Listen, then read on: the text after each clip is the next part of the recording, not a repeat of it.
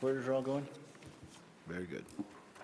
I'd like to call this meeting, the Clay County Commission, to order. We will begin with our invocation. Administrator, if you would please proceed when you are ready. Thank you. Please join with me in an attitude of prayer.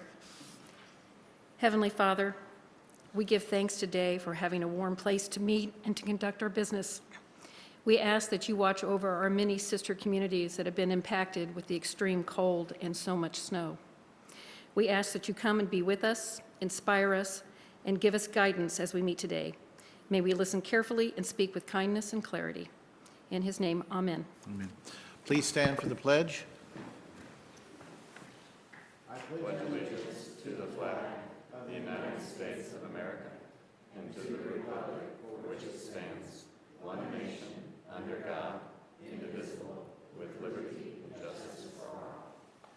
Thank you.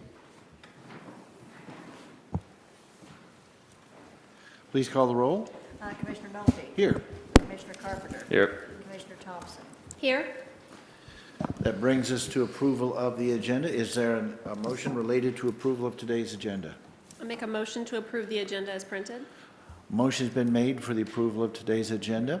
Discussion, are there any additions, deletions, or any other alterations? Not for me. Very good. In that case, if there's no further discussion, Commissioner, you are recognized to close. I close. Please call the roll. Commissioner Thompson. Yes. Commissioner Carpenter. Yes. That brings us to meeting scheduled. Administrator? Yes, Commissioner. Our next commission business session will be held next Wednesday, February the 9th, and that meeting will be held at 6 p.m. in this room. Thank you. Honorary resolutions, there are none today on the schedule.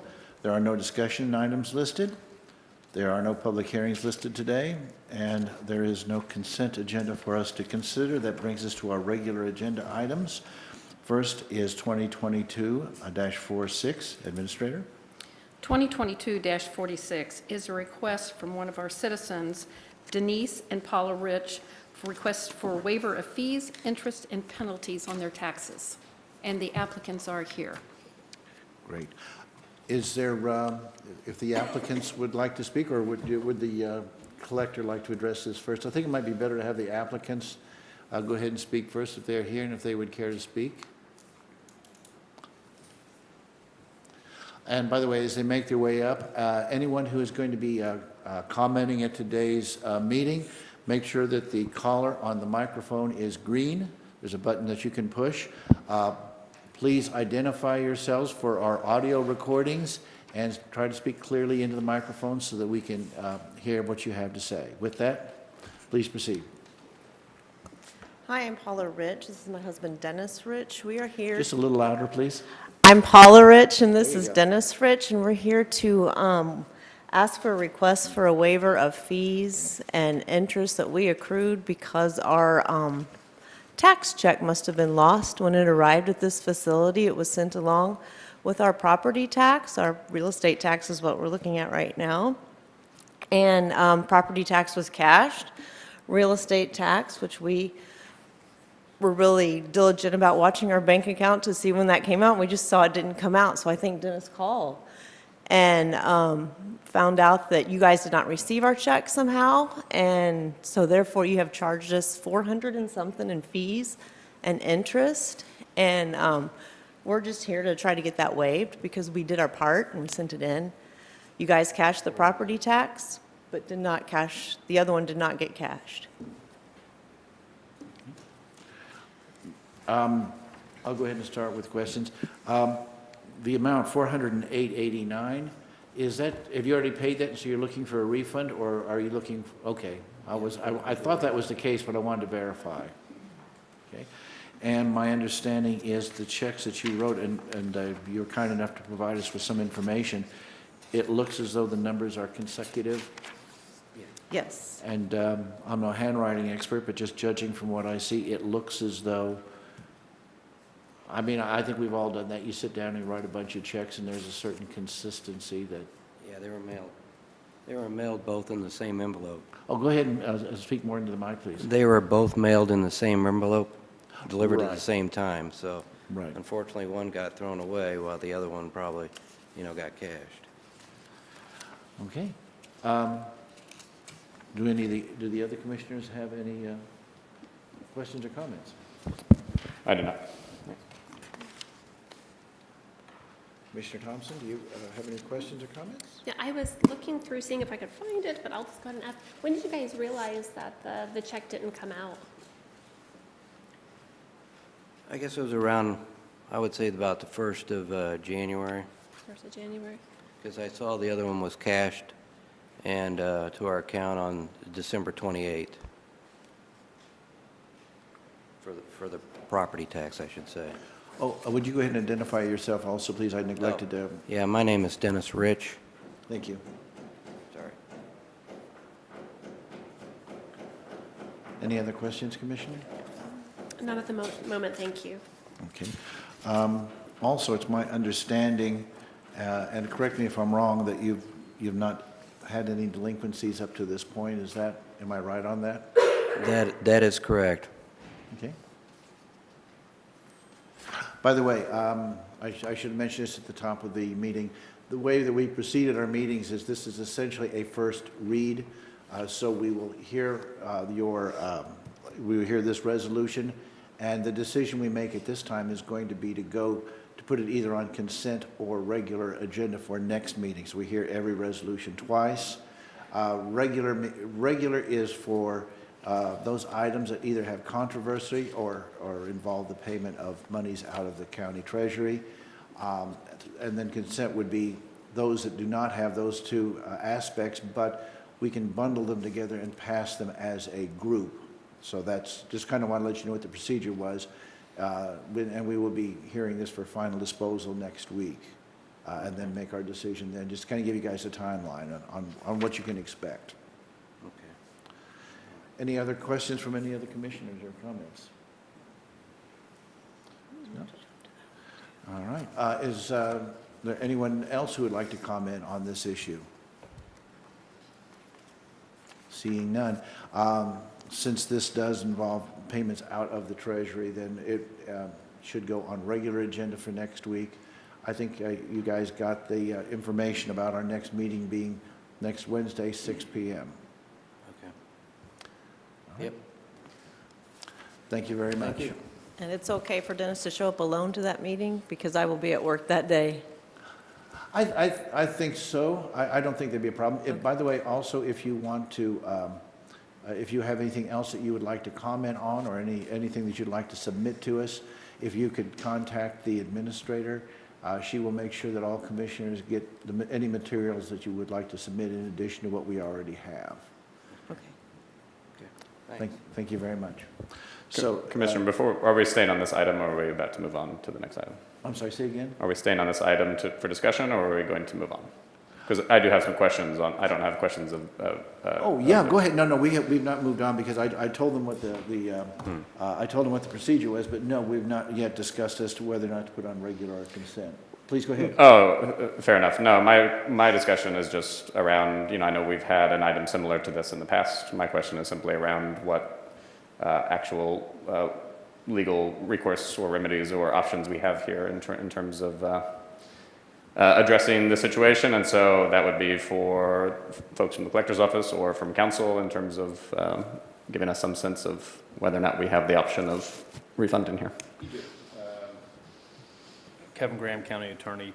You do certainly have the option. Statute gives you the ability to review these requests, and certainly you do have that option to vote up or down on this one. Okay. And my recollection from last time was there would have to be some finding, or there would have to be some essentially acknowledgement that the county was in the wrong or had committed some error. An error would probably be the simplest way to think about it, yes. So in this example, if you find it convincing, you could probably get to the feeling that maybe an error was made and a check was thrown away in an envelope as opposed to registered. Obviously, you can also believe that with the collector that they have no evidence of that. So. Well, I guess that I'm curious, is that the position of the collector's office? We haven't heard that one way or the other. And Well, they filled out the form as a disagree, so I would assume so. By the way, before we move on to the collector, back when I was, I always hate to begin a sentence with back when I was in the legislature. But back when I was in the legislature, there was an issue that came up that I was part of, and it basically was the idea that if the county or the government makes an error, then we should be able to refund the money. Up till that point, in fact, we did not have that latitude. Even if we had made an error and we acknowledged an error, we were not able to refund those for some bizarre reason. I don't know what it is, but that got fixed many years ago in some obscure Senate bill. Understood. Thank you. Yes. Barbara O'Reilly, collector. Not knowing for sure, but it looks like the payment was sent to the bank to process. We no longer, with mailed payments, we no longer do them in-house. We send them to the bank, and the bank processes this. We had checked with the bank to make sure that there was not another check. It wasn't attached. We have gone in and checked the routing number and the bank account number and the amount. And as far as we can tell, and the bank can tell, that check never was not in with that personal property check. And that's all the proof that we have. If at some time, somehow it shows up, we will refund the penalty and interest and post it correctly. But as far as I know it now, nothing has shown up in the bank account. Well, certainly we appreciate that. At the moment, it appears to me that it's a decision of the commission to return the money or not at this point. But certainly we want to make sure that we get as much of the evidence as possible. Okay. Just one thing, and it's an obvious thing, but just to confirm it, and that is, if it was an error, just say for the sake of argument, if the bank made an error, since they are our vendor, that is the same as the county making a mistake as far as our ability to refund the money, I would think. But I'm not sure I want to dig too deep into that one. That's getting into the weeds real deep. Yeah, my view would be that the bank is our agent. That's exactly what I was thinking. I just wanted to acknowledge that, so if, I didn't want it to somehow be, we say, well, if the bank messed it up, that's a different deal. So, yeah. Did you have any, I'm sorry, it looked like you were going to add something else, I didn't mean to interrupt. No, that's all I had, and we have no proof that it was in that envelope. That's the only thing. With checking the routing number and the check number and the amount, the bank says that it was not included in that envelope. Okay. Commissioner Thompson, did you have any questions or comments? I do. So it looks like the check was received on the 28th. I just want to make sure I got my timeline right. On December 28th, they wrote the check. It looks like December the 11th. Do you guys know when you actually got it into the? I'm sorry, what's that? Sorry, I got the loud microphone today, so I'll just get closer to it. Do you know when you guys actually received it into the collector's office? From his personal property tax, it looks like it was, the interest date was on the 23rd, so the bank would have received it probably the 22nd and processed it the 22nd, and then they would have sent us the file, and on the 23rd, we would have posted it to hit the account on the personal property. Can you tell me, when did they reach out to your office to let you know that the check was not received, like it didn't go through? I don't know. I would have to look up their account when we were notified that it wasn't. I don't have that right. Okay. I bet you guys probably know. Do you guys know when you might have contacted the collector's office to let them know that the payment did not go through? Oh, go ahead and come up to Sorry, the... no, I'm just... The reason we do that is so that the recording is all correct. Go ahead and proceed. Could you repeat your question, Commissioner? Yes, I will. Can you let me know when did you actually reach out to the collector's office and let them know that the check did not? I don't know the exact day, but it was about the second week of January. Okay. And then they told me to hold off for a minute, wait to see if maybe they're still, because the stuff was still clearing, their checks and stuff. And so I waited about a week, and then of course there was still nothing. So, and that's when I came down and made payment, of course. That's when of course it's already in the January with the taxes and the interest and penalty, I should say. All right, well, thank you. I think that's all the questions I have right now. Thanks. Okay. Commissioner Carpenter? No, no questions. I appreciate the clarification from the clerk's office. Thank you. I think that pretty much covers it. Thank you very much. Is there anyone else who wishes to speak on this issue? Is there any further discussion by the commission? Very well. Since this is payments made by the commission, a regular agenda seems appropriate. I think so. Thanks. Very well. 2022-46 will appear on next meeting's regular agenda. Thank you very much. That brings us to 2022-45. Administrator? 2022-45 is to approve RFP number 68-21 for Perceptive Content, General Services and Professional Services Agreement with Shamrock Solutions. This comes from our collector's office, and we have Collector Barbara O'Reilly here to speak. Please proceed. Thank you, Commissioners and Administrator. Barbara O'Reilly, Clay County Collector. This is for approval of RFP 6821, Perceptive software for Shamrock. They have been used in the past, and this, I don't think there was ever agreement or anything, and we're bringing it up to the standards now that the county is having. I appreciate you updating the records and putting this kind of in a more official order. Right. And how long have we been using this particular vendor? I think it started in the end of 19, in December of 19, with being billed the first time in 20, in January of 20 is when they started their process. And does your office feel satisfied with Yes, the sir. service? Yes, sir. We sure do. Very good. Commissioners, any questions or comments? No questions. Thanks. No questions. Okay. Thank you. So 2020, I'm sorry, was there anyone else who wished to speak on this matter? Seeing none. So 2022-45, since it's a contract, we want to put that on regular? With an expenditure, yeah. Yeah. I think so. I think so too. I'm sorry. Agreed, yep. That brings us to 2022-43, Administrator.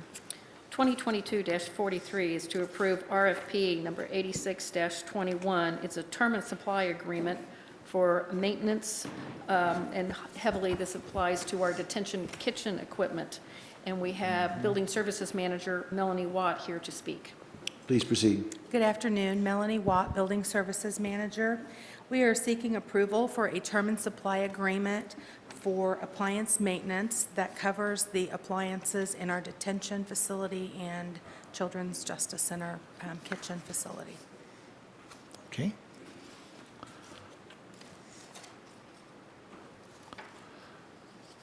Are there any questions from the commission?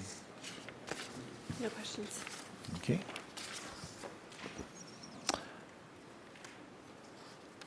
Okay. We'll put 2022-43 on regular. I'm comfortable with that. Yep. Okay, very good. 2022-43 will be on next week's regular agenda. That brings us to 2022-44, Administrator. 2022-44 is seeking approval to accept a book donation entitled Shelby and His Men, or The War in the West, written by John Newman Edwards. And we have our Historic Sites Manager, Beth Beckett, here to address this.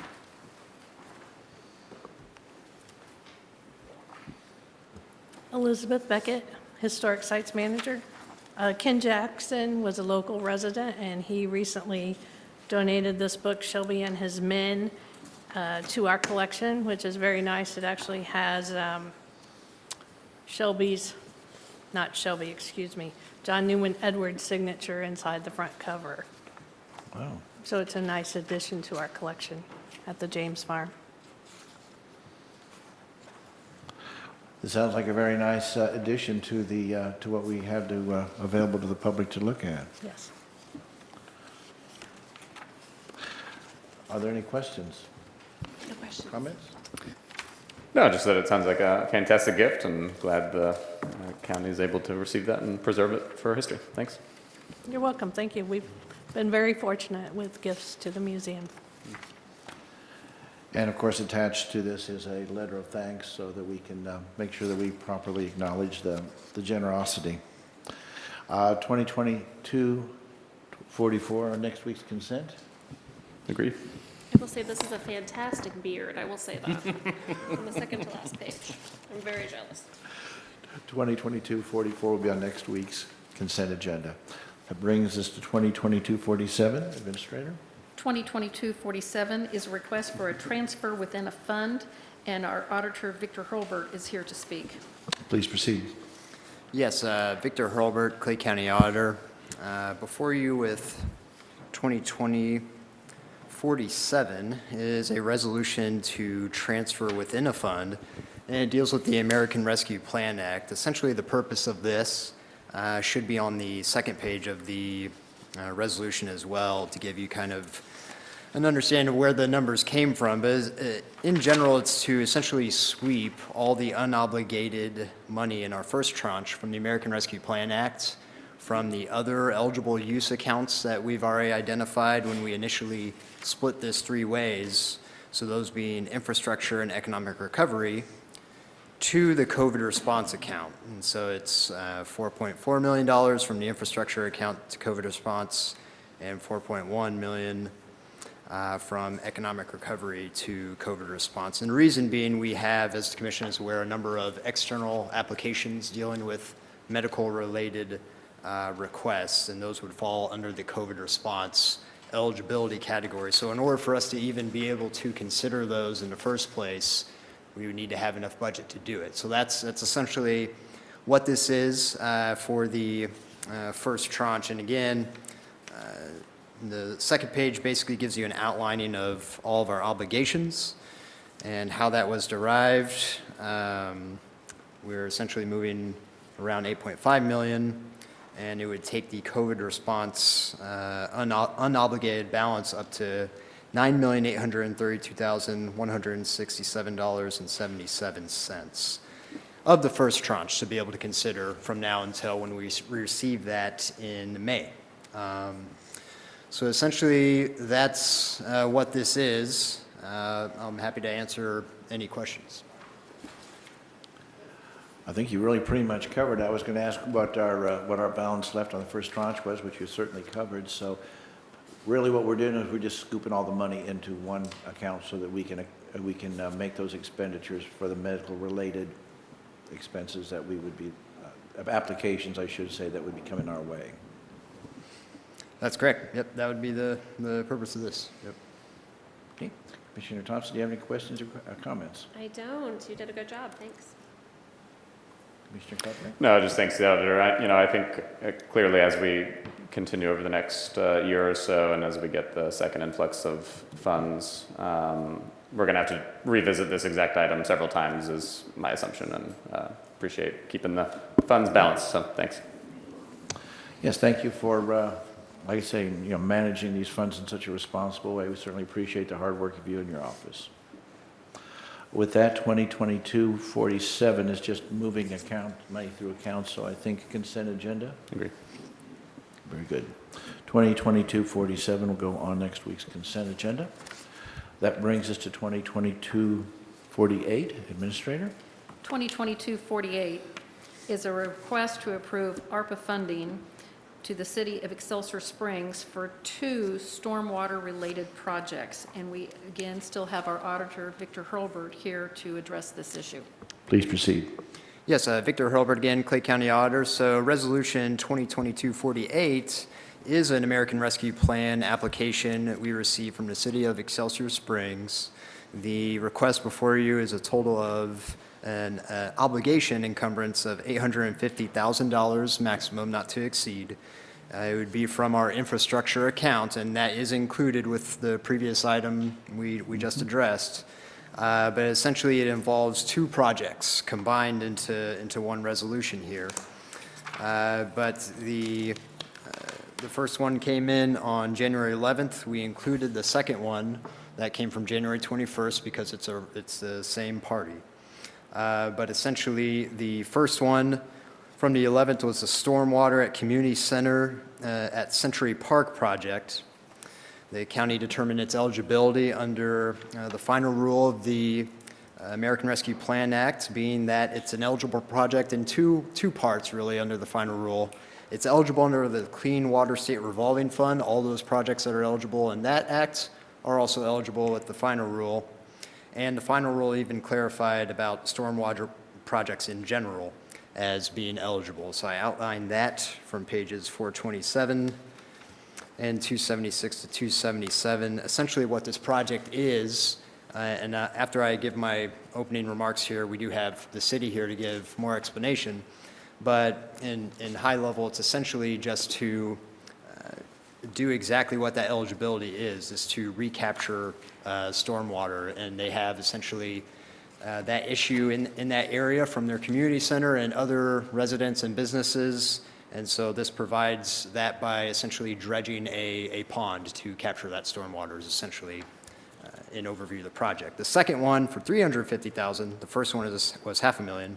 The second one for $350,000, the request from January 21st is a watershed plan for downtown Excelsior Springs. And again, we verified its eligibility against the final rule, the same categories as the first one and the third one as well, from pages 276 to 277, where they specifically mention watershed projects. And the definition is essentially, much like stormwater, it's to recapture and to gather that stormwater. And so that's what this is. You have the engineering and architect information as well as how those numbers were derived from both projects.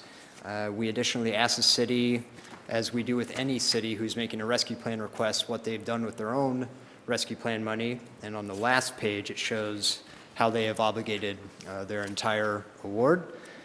We had a separate meeting, the administrator and myself did, to review all of these requests in great detail with their mayor and city manager and other city officials. So that is really all I have. I guess the final comment I'll make is that, like all of our other projects, these will be done on a reimbursement basis, where funds will be expended and then they'll submit those invoices to the county. And if there are any cash flow issues, the city would present those invoices to us for us to pay them, and then they pay the vendor in that manner.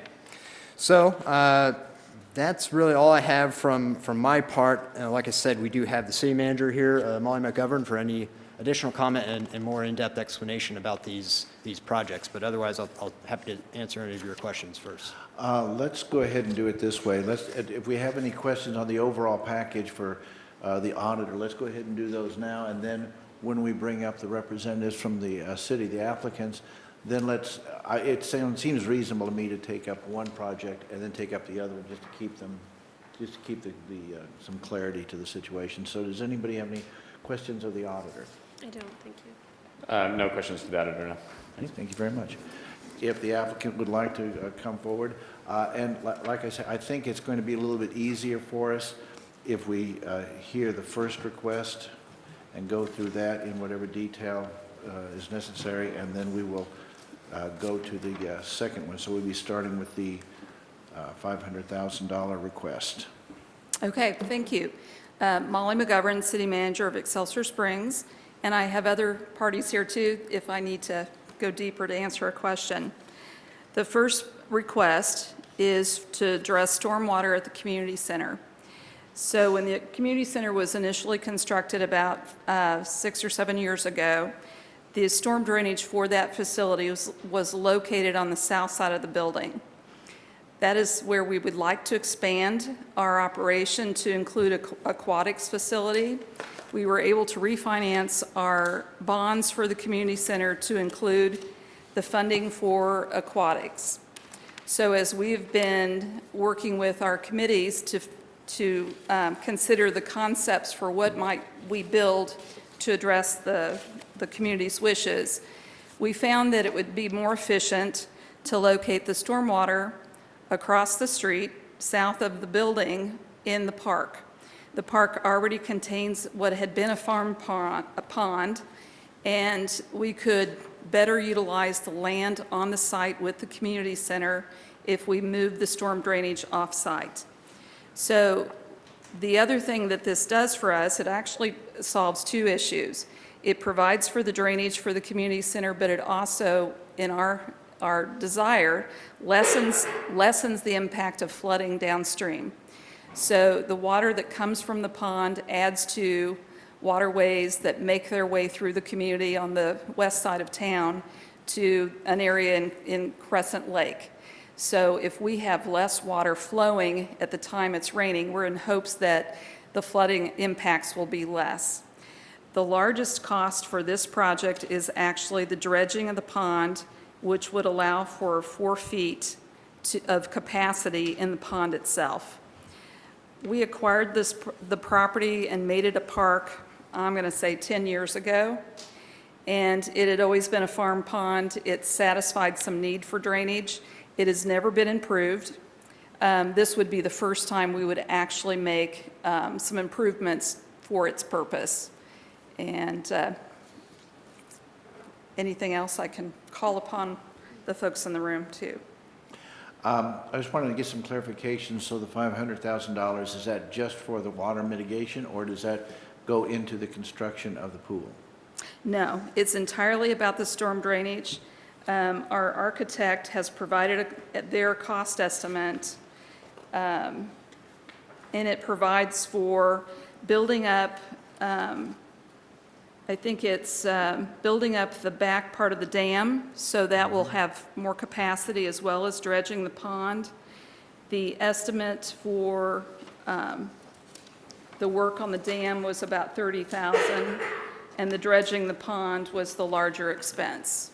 So it is totally the support services for the aquatics facility, and our funds will be used entirely for recreational purposes. Okay. Are you see, I'm trying to get, because I'm trying to keep the two separate because I didn't Yeah. look at them both. Are there any problems with is there a railroad crossing close to that? Does that create any problems for you? It's not close, but the drainage when it leaves, so the community center is close to 69 Highway at Warnell, and the railroad is on the other side. There are 2 streets away. Let's just say that. It's on the east side of Jesse James, which Jesse James is east of Highway 69. But this drainage, as it makes its way south of town, goes by the railroad and kind of channels along that into through the neighborhoods on the east side of the railroad. Okay. So it's not near, but it is a drainage way. I think I've provided a map that might show that more clearly. Yeah, we've got 2 maps, and Yeah. there is a difference between them. One, I assume, is the existing facility, and the other is what you contemplated looking like. Yes, the two maps that show the pond, I don't know if one shows a changing of the property line at the community center. The school district owns the property that is, I have to think of my direction, west of the community center, and it's not a straight property line. By changing, it's a swap of property. By changing the property line, it then allows us to build the pool that we would like to build. And the second one shows a future improvement that would come in some future year. It was not something we could afford in our plans for what we're calling Phase 2 of the community center. And on the map, it shows an elevation off to the right, which is the difference between the depth that you're anticipating, so that Yeah. you have the capacity to retain that water. Yes. And then I think the map you just passed by shows the drainage way that comes from that pond and how it goes through the neighborhoods to the south area of town. Okay. And it looks like, yeah. So how is that going to affect 69 Highway and all that? I mean, it's It goes obviously... under it already goes under 69 Highway, Okay, so there's really no change. okay. Any other commissioners have any comments or questions? Just a comment, which is thanks for being here, and I had a chance to review this prior to the meeting, and it seems like an important project. You know, I know y'all have, over the years, it's an ongoing struggle with flood mitigation and all that, and hopefully this can be a good help, and this partnership with the county can help Excelsior move forward on that issue. One of the things that we talked with, we did a similar infrastructure-related projects with the city of Smithville, a partnership there. And one of the things I expressed to them was, you know, that those felt like important projects as well, and was happy to do that partnership. Probably at this range of cost, this would probably be about all we would be able to do with the city of Excelsior. And so I did want to make sure that, you know, is it y'all's sense that this is sort of the most important, highest priority project in terms of working with the county with utilizing ARPA funds? It is. As you can see from how we're using our ARP funds, we're using it for a collection of smaller projects and accomplishing a great deal. It enables us to use some of our capital improvements funds to match for other projects where we can't use our funds to match. So we're trying to maximize our funding to match projects that are equally important in other funding agencies that, because they have funding as well available to them, it kind of represents those one-time monies and opportunities for us to accomplish a great deal. Makes sense. Thank you. Thank you. Commissioner Thompson? This was time sensitive because the construction schedule for the Aquatics is on a schedule where we would like to open the pool by Memorial Day of '23. And so if we were to seek outside funds, the timing to apply and receive word whether you were funded or not would take all the time that we would like to actually be implementing a solution. So this one was more time sensitive in that it doesn't allow us to seek outside funds because of the time frame. Got it. Thank you. Right, well, I want to start by saying I have no questions, but I was going to say, I was actually going to ask you, when will the Aquatic Center be up and open? Because I think that is very exciting and Yeah. great news for Excelsior Springs. Yes. And I'm looking forward to seeing that Yes. all up and running. And I will say the biggest part of this is that anything we can do to help with the flooding. Yes. Every time we get a rain, I get nervous, and I'm like, I got to go get a life jacket and get out and see you guys. So anything we could do to kind of help reduce some of that and keep you guys safe out there is kind of a big priority for me. It is. So, Thank you. yeah, and that's all I have. Okay. And that is going to, that will cover your entire cost. The budget is, does it have built-in contingencies, or how does that work? Well, as you can see from the estimate, they gave us a range. Yes. Bidding on projects is a little difficult right now. It's not as predictable as we've experienced in the past. So we will deal with any overage because we appreciate the opportunity to even be here and ask for the funding. Thank you. Anticipated my question. I appreciate Yeah. that. Are there any other questions about the first project? Is there anyone who would like to comment on the first project before we go forward to the second project? Seeing none. That brings us to the Downtown Excelsior Springs Watershed Plan. So if you could talk about that a little bit. Okay. This project, as you know, flooding is a big deal and most definitely injures our properties in downtown Excelsior Springs. It's been an issue forever, something that we've been living with. And our representative, Doug Ritchie, had said to me, I would like to solve this problem. And he scheduled a meeting with representatives of Department of Natural Resources for us to have a conversation about how, with their funding that they're receiving, could they maybe address this problem for us. So in our background, we've done a study of the problem, it looks like about every decade. And there never seems to be an implementation of those studies after that study has been done. So in the conversation that Doug Ritchie set up for us and that we held with Department of Natural Resources, the biggest issue is the time frame. So for us to be funded by DNR to implement a solution, it needs to occur in the time frame, which is not unlike what you have. The funding needs to really be spent by December of 2026. So when you back up that timeline, I need to have completed a master study that evaluates what the potential projects might be, and I'm assuming this is one of those things that will have many solutions and can be built in phases or over time. So I need to study something so then we can evaluate what we're going to design in the time frame that we have, purchase the right-of-way to accomplish the project, and then construct it before the end of 2026.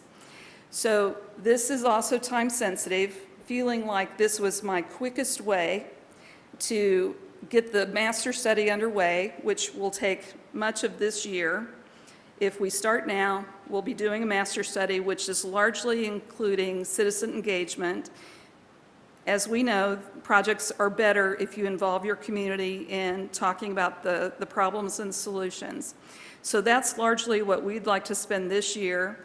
And before budget year next year, we would like to be able to ask DNR to support us with some design, and maybe then it's the next year we ask for assistance for property acquisition and then construction dollars. But this is really that first step, studying the problem, and there's a great deal of excitement in the conversations that I've had with the consultants that we selected. One of my questions to them is, how will this be different?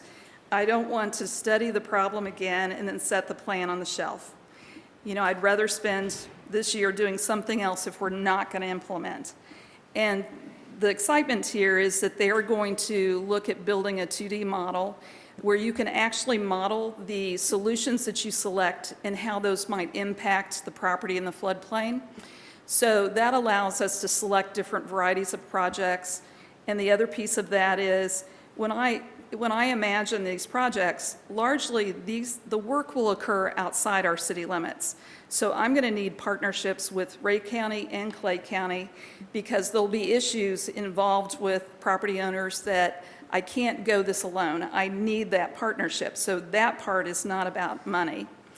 But what I will foresee is, through this process, we will work hand in hand to deal with the problems, and I'm not foreseeing this to be some large construction project with a lot of concrete.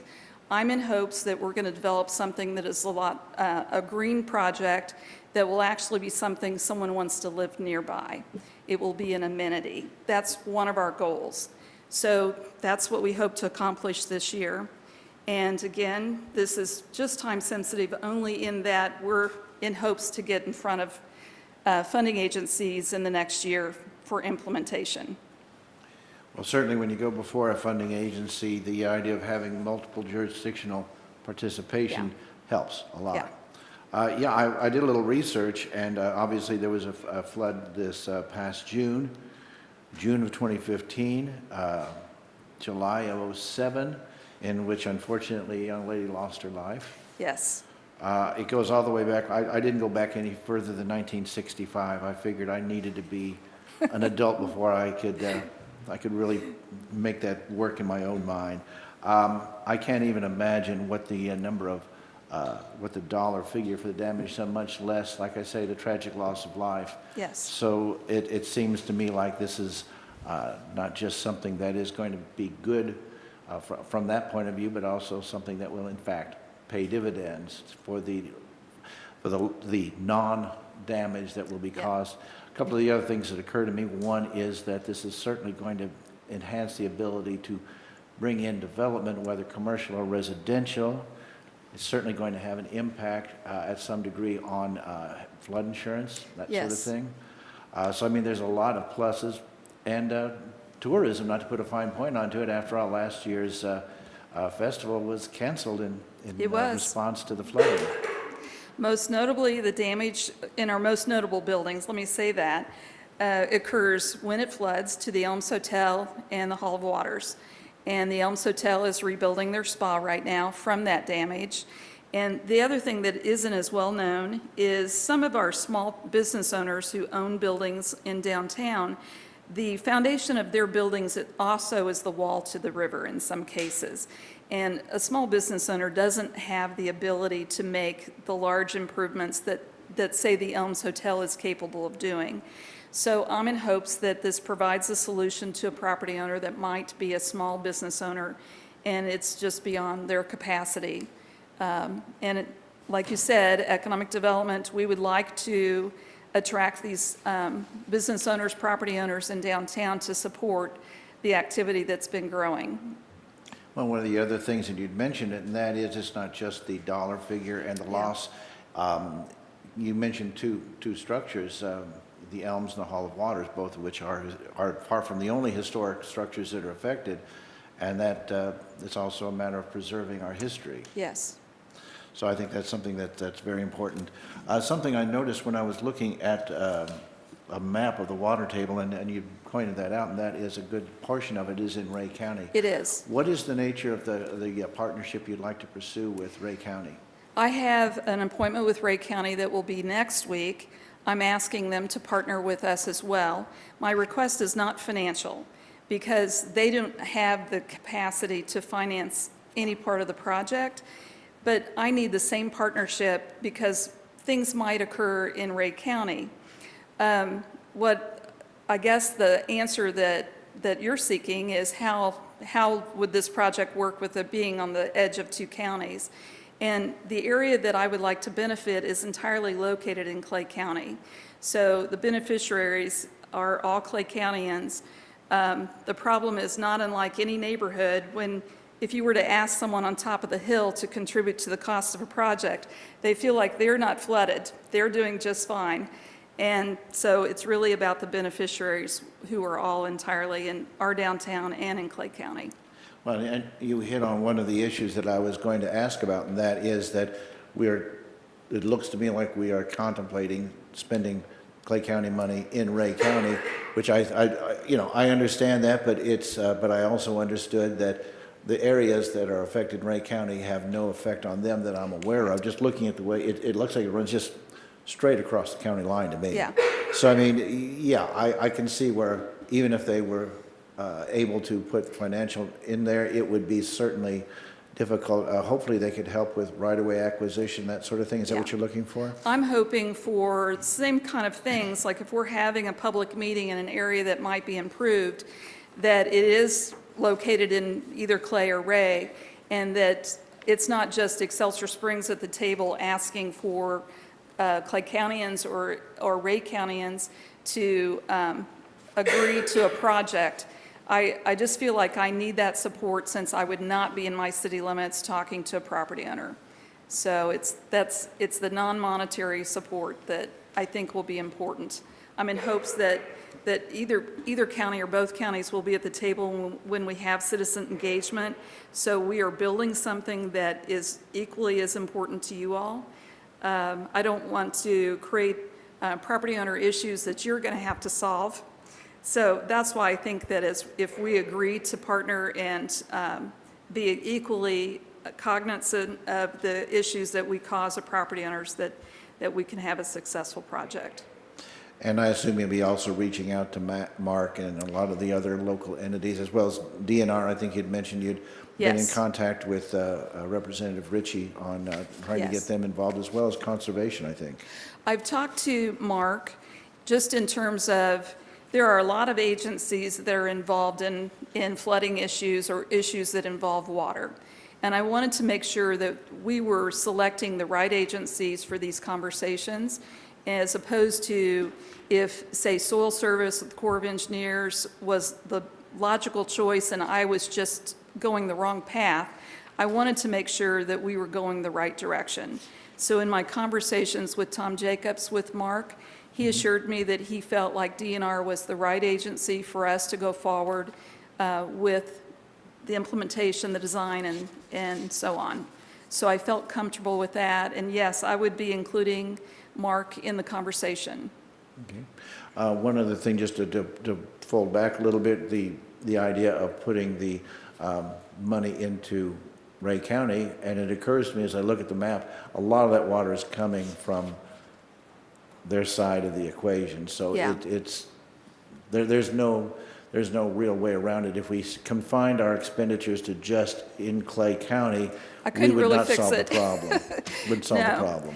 There is the Dry Fork, which starts someplace south of Lawson, is entirely in Clay County, and it comes down Salem Road, and I think it goes under Broadway, snakes around under Thompson, and then under South Street and then Thompson toward the Elms. Somewhere between, well, actually, it's trying to think of the building's name. Can't think of the name of it, but it's just underneath the Isley Bridge. Those two rivers converge, and that's where, depending on which river the volume of water reaches first, determines what's going to happen. So the East Fork, which comes from up south of Lawson on the Ray County side, also comes through, sort of through our park, just where Lover's Lane is, and it comes just south of the Elms, just north of the Elms as well. Those two rivers join right there, and that's part of the issue. So it's figuring out how to slow the water down so you can have the capacity to deal with it as it flows out. And so there just isn't one solution. It's going to be a multitude of issues to look at. Last question for me anyway. Obviously, you can only do so much. Nature will do what nature will do. And as we have our annual 100-year flood, there's only so much you can do to prevent that. But that said, what level of effectiveness, I'm not sure what the measurement would be, is expected from this? Or is it really, I mean, it's not knowable, but is there some estimate that it will mitigate it, a percentage or anything like that? What's the projected effectiveness? I'm probably not the best. Scott, are you able to better answer that for me?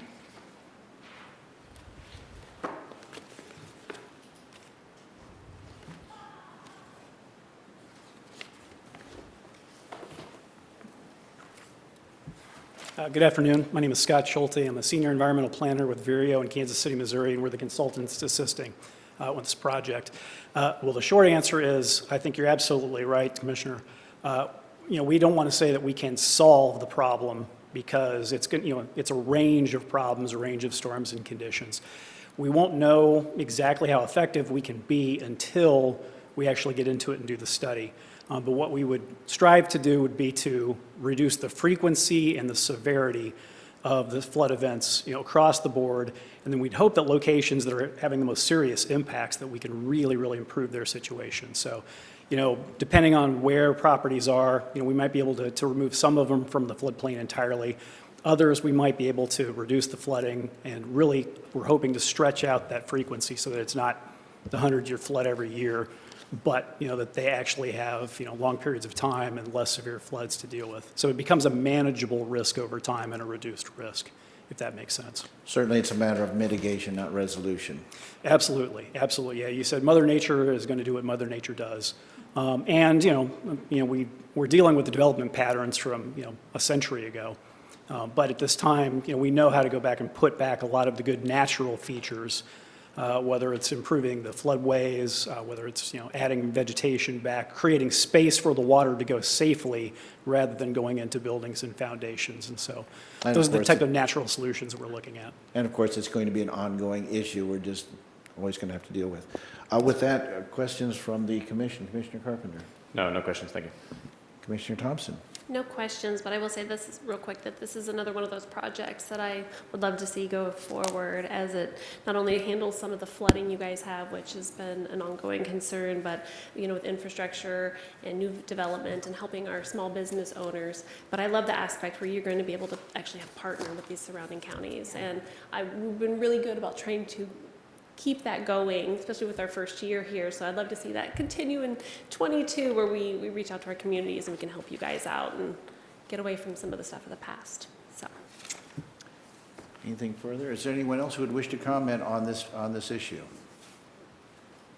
Seeing none, I'd just like to add one last thing, and that is that as you go forward, certainly if we can be of any help in dealing with additional partners, we'd certainly be interested in hearing about that and how we could help. Okay. Thank you very much. Obviously, this one is going to go on regular agenda. That's okay with everybody? That brings us to 2022-34. Administrator? 2022-34 is to approve a promulgation statement for the Sheriff's Office, and we have our Emergency Management Director, Melissa Evans, here to speak. Please proceed.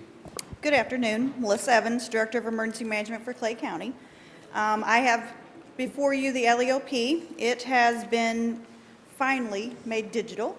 It is a 544-page document that has lived on a shelf for quite some time. So I am very proud to say we finally can share it with you. But having said that, I have got with the State Emergency Management Coordinator, Glory Brandenburg, and we have reviewed the plan, and that is what is before you now for your approval. Other than that, it gets reviewed every 2 years, but like I said, being digital and shareable, we can now revise it easier. We can share it if you have questions. We can much easier share it with you and find out solutions if we need to. So if you have any questions, let me know.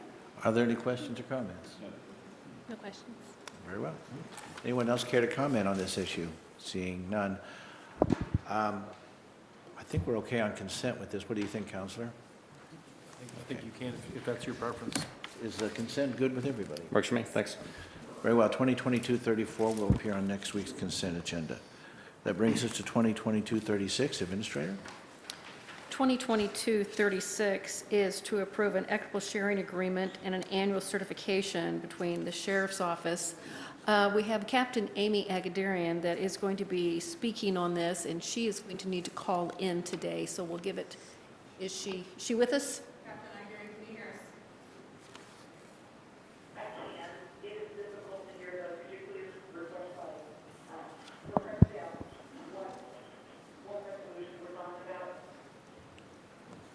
We are on Resolution 2022-36.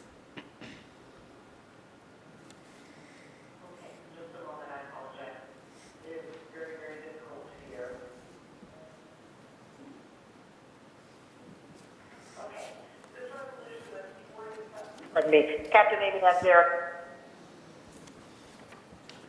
Can you hear me? Yes, we can hear you. Okay. This is Captain Amy Agdarian, Clay County Sheriff's Office. And before you this afternoon is the annual certification statement with Federal Equitable Sharing Program. This is an agreement and a certification that we bring before the Commission annually, and it allows the Sheriff's Office to participate in revenue, not revenue, but it allows the Sheriff's Office to share in seizures that occur at all levels of government when there are funds taken in commission of a crime. Okay. Are there any questions? No questions, thanks. No questions. Is this something that we have participated in the past? Yes, this is an agreement that we put before commission annually for many, many years. This is probably my fourth or fifth time presenting it, just myself. Okay. Is there no further, anyone else wish to speak on this topic? Seeing none.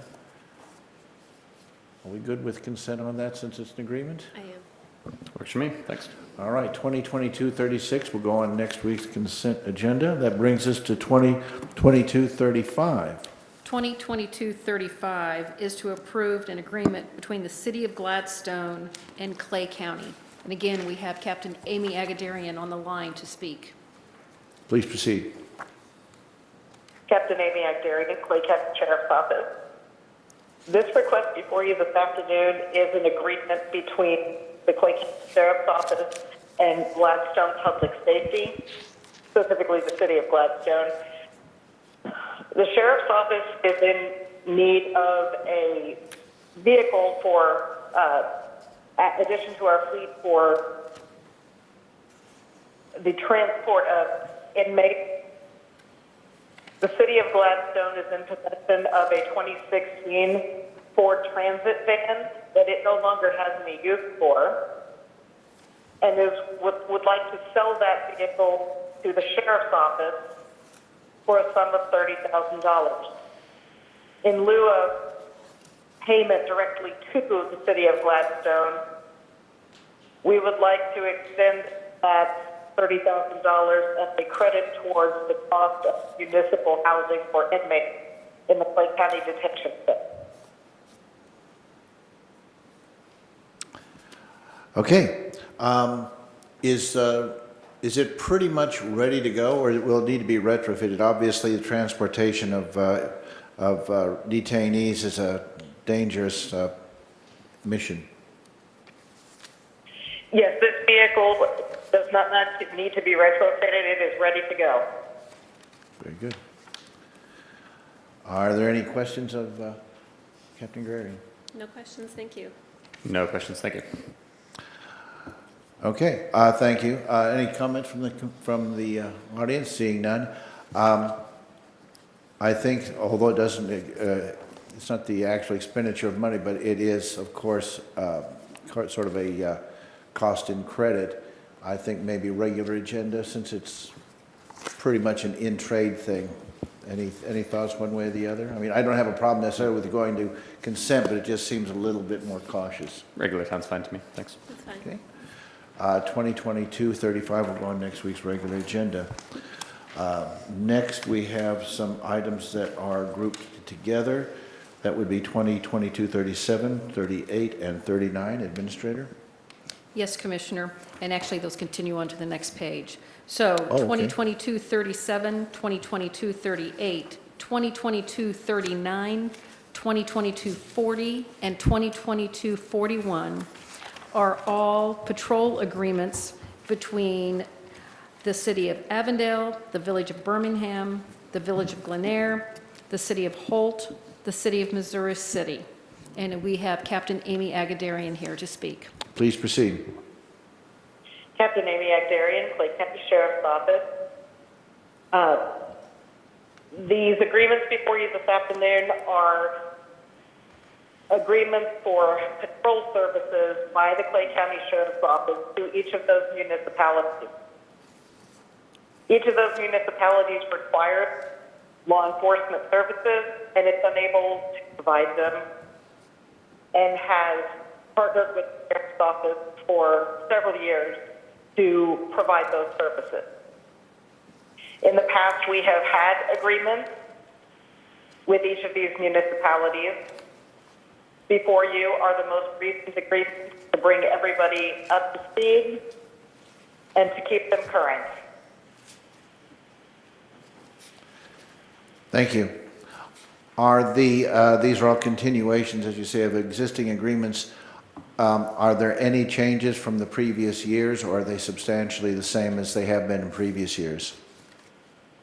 They are substantially the same as in previous years.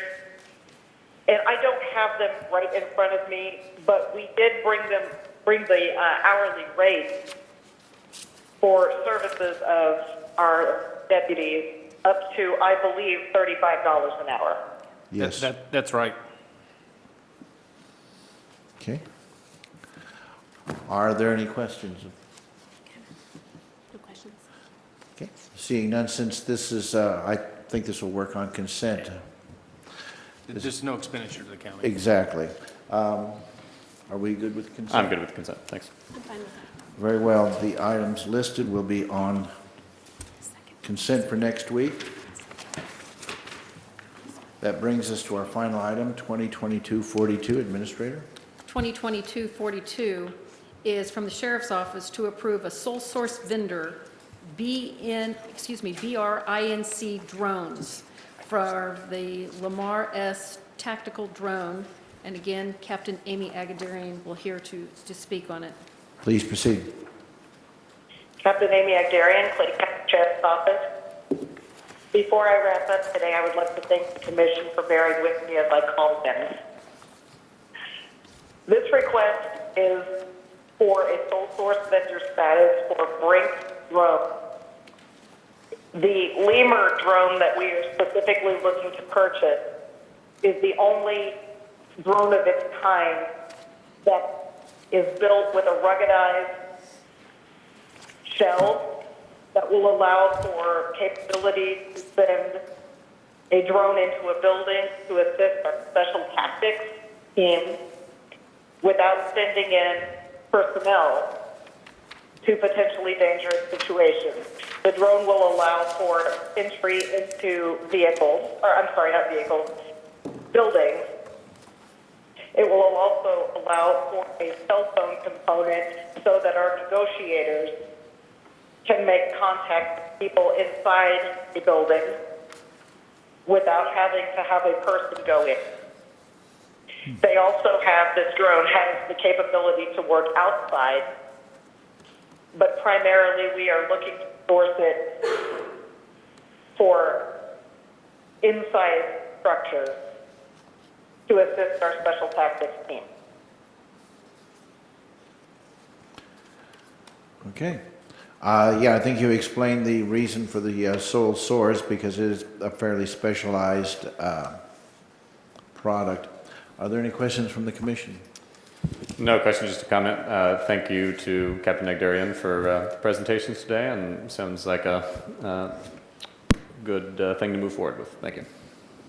Commissioner Thompson? No questions, thank you. Okay. Any comments from anyone in the public? Seeing no comments. 2022-42 for regular agenda next week? Yep. Very well. 2022-42 will appear on next week's regular agenda. That brings us to the end of our regular agenda. Would someone like to make a motion related to today's regular agenda? Commissioner, I move that we put the following items on next Wednesday, 6 p.m.'s regular agenda: 2022-46, 45, 43, 48, 35, and 42, with each of today's remaining items placed on next Wednesday's consent agenda. Motion has been made to put the items listed on next week's regular agenda with the remaining items to go on next week's consent agenda. Discussion? Commissioner Thompson? No, thank you. Any comment from the public? Seeing none, Commissioner, you're recognized to close. I close. Please call the roll. Commissioner Carpenter? Yes. Commissioner Thompson? Yes? Thank you. That brings us to comments on non-agenda items. Are there any members of the public who would like to comment on any items not on today's agenda?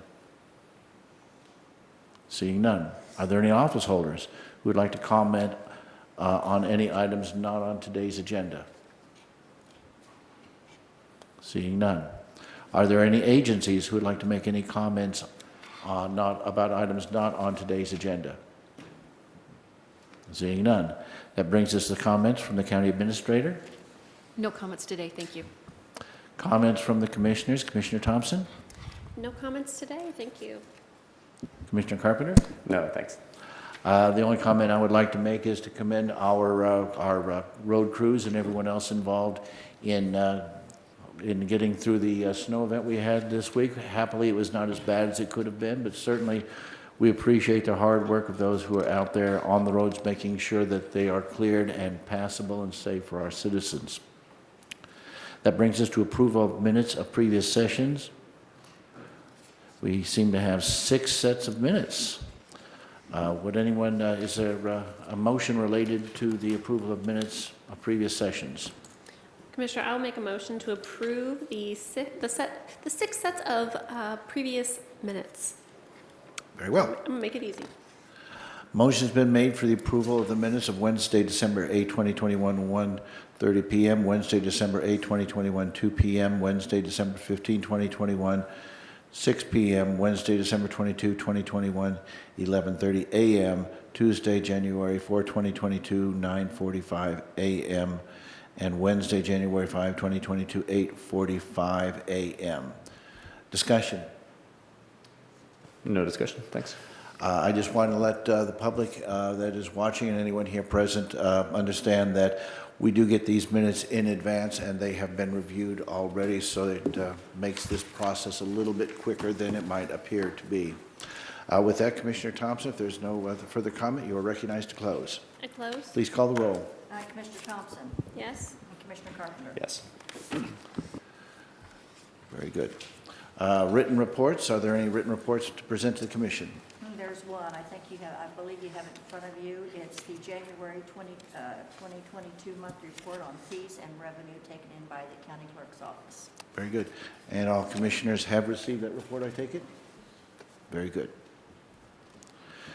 That brings us to executive sessions. We are noticed under Personnel, Resmo 610.021, parentheses 3, Personnel. Is there a motion related to executive sessions? I move that we go into executive session under personnel and adjourn therefrom. Motion has been made to go into executive session under Missouri Statute 610.021, parentheses 3, Personnel, and adjourn therefrom. Discussion? Any comment from the public? Seeing none, you are recognized to close. Close. Please call the roll. Commissioner Carpenter? Yes. And Commissioner Thompson? Yes. With that, we will go into executive session and adjourn therefrom. Thank you very much.